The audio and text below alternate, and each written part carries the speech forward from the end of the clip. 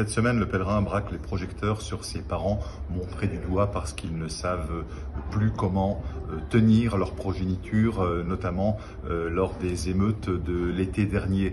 Ses parents montrés du doigt que l'ex-premier ministre Elisabeth Borne a désigné comme défaillant. Le pèlerin est allé à leur rencontre, à la fois dans le Pas-de-Calais, mais aussi en banlieue parisienne, et on s'aperçoit que la question est beaucoup plus complexe qu'il n'y paraît. Dans ce numéro également, une grande rencontre à l'occasion de la semaine de l'unité des chrétiens entre l'évêque d'Oran, monseigneur Jean-Paul Vesco, et un pasteur protestant, Samuel Amedro. Tous les deux dialoguent, mais aussi ont l'expérience de la vie en terre d'islam, c'est-à-dire dans le pèlerin, et cela nous ouvre sur tous les plans, y compris notamment spirituel, durant cette semaine d'unité. Bonne lecture, bonne semaine. Bonjour, France Catholique vous propose cette semaine de porter un regard chrétien sur la fin de vie. La possible loi à venir sur l'euthanasie prive la personne d'une sacralisation dans les derniers instants, de la possibilité d'une réconciliation avec Dieu, avec la famille, et surtout enferme le malade dans une désespérance. Eh bien, vous pourrez lire le témoignage, un super témoignage vraiment de la supérieure des petites sœurs des pauvres sur la valeur infinie des personnes âgées et sur la qualité de l'accompagnement à leur offrir jusqu'au bout. L'hebdomadaire s'arrête aussi sur la vie de Jeanne Garnier, pionnière pour les soins palliatifs au XIXe siècle, et propose de méditer sur le passage de la mort à la vraie vie avec Sainte Thérèse de Lisieux, partie au ciel à seulement 24 ans. Coup de projecteur aussi dans France Catholique sur l'inscription du droit à l'avortement dans la Constitution. Il faut savoir que seuls 4 députés ont voté contre. L'un d'eux, le républicain Patrick Hetzel, explique que désormais tous les garde-fous, toutes les limites concernant un tel acte risquent de sauter.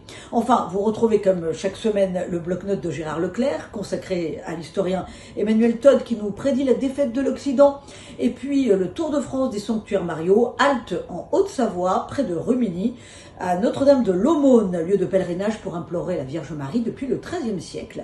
France Catholique sur abonnement et sur france-catholique.fr. Bonjour, cette semaine dans Réforme, nous revenons sur la question de la natalité, puisqu'une étude a montré que la natalité baissait en France et en Europe en général. Et puis il y a eu ces propos sur le réarmement démographique de la France de la part du président de la République. Nous essayons dans Réforme de voir un point de vue protestant. Est-ce que la natalité est un ordre divin? Est-ce que le mariage a pour but la procréation? Dans l'Église catholique, on sait que la doctrine affirme qu'effectivement le mariage a pour but la procréation. Dans le protestantisme, en tout cas historique, celui de Calvin et de Luther, ce n'est pas le cas, puisque c'est d'abord l'épanouissement du couple et les enfants viennent ensuite. Mais dans les milieux plus évangéliques, le débat est aussi proche, et donc il y a à nouveau un débat entre nous sur la question de la natalité. Et puis nous revenons aussi sur cette polémique qui a été créée par Michel Onfray, qui a écrit un livre disant qu'en gros Jésus n'a jamais inventé, que c'était une pure légende, une pure invention. Or les historiens le savent, on a des preuves de l'existence historique de Jésus. Après, on pense ce que l'on veut de cet homme, on en fait le Christ ou pas, mais nous revenons sur cette histoire. Et puis enfin, en Allemagne, l'Église protestante d'Allemagne est en train de revoir ses méthodes, ses structures, pour mieux écouter les victimes d'abus sexuels et remettre peut-être même en cause son propre fonctionnement. Vous pouvez retrouver tout cela et d'autres informations sur réforme.net. Famille chrétienne s'intéresse cette semaine aux artistes et artisans qui embellissent nos églises. Comment ceux qui créent les objets, les œuvres destinées à la célébration, à la prière, à la contemplation des croyants exercent-ils leur art? Nous poussons la porte de leur atelier pour découvrir la matière première de la liturgie et mieux en saisir le sens.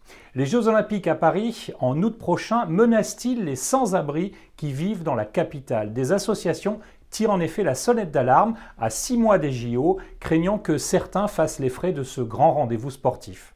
Et puis dans nos pages magazines, on découvre enfin Les Formidables, une initiative portée par 3 mères de famille pour répondre au manque de confiance en eux des adolescents ainsi qu'à leur difficulté à se projeter dans l'avenir. Elles ont conçu un parcours pour permettre aux collégiens de découvrir leurs talents. Bonjour à tous, cette semaine dans La Vie, nous vous proposons une plongée dans notre conscience. Vous êtes-vous déjà demandé ce qu'était la conscience, comment elle fonctionnait et si elle était propre à l'être humain. Pour certains, la conscience est un miracle spirituel. Pour d'autres, c'est un simple phénomène neurologique encore inexpliqué. Car s'il est un point sur lequel tout le monde s'accorde encore aujourd'hui, c'est que l'existence de la conscience, son fonctionnement, demeure toujours une énigme pour les scientifiques. C'est un dossier passionnant à découvrir dans nos pages cette semaine. Et puis à découvrir également dans la vie l'entretien croisé entre Colum McCann, l'écrivain irlandais, et Diane Foley, la mère du journaliste américain James Foley, qui a trouvé la mort en Syrie, décapité par Daesh en 2014. Une rencontre bouleversante où la foi en l'homme et en Dieu domine. Un numéro à retrouver en kiosque comme chaque semaine sur notre site internet et sur notre application mobile. Bonne semaine à tous.